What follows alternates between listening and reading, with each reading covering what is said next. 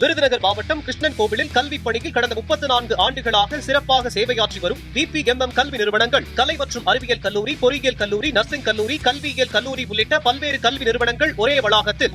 பழனி கோயில் நிலம் மோசடி வழக்கை CBIக்கு மாற்றக் கோரிய வழக்கில் கோயில் நிர்வாகம் பதில் மனு தாக்கல் செய்ய உயர்நீதிமன்ற மதுரை அமர்வு உத்தரவிட்டுள்ளது.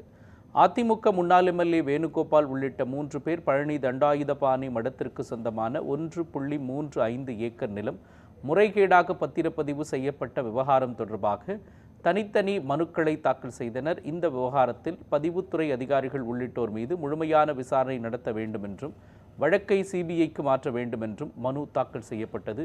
மேலும் வழக்கில் கைது செய்யப்பட்டு சிறையில் உயிரிழந்த வழக்கறிஞரின் மரணத்தில் சந்தேகம் இருப்பதாகவும் மனுதாரர் தரப்பில் தெரிவிக்கப்பட்டது. அரசு தரப்பு வழக்கறிஞர் வாதிடுகையில் சிறையில் உயிரிழந்த நபர் இயற்கையாக உயிரிழந்ததாகவும் ஆவணங்கள் ஆதாரங்களின் அடிப்படையிலேயே விசாரணை நடைபெறுவதாகவும் மேலும் இந்த விவகாரத்தை அரசியலாக்க வேண்டாம் என்றும் வாதிடப்பட்டது.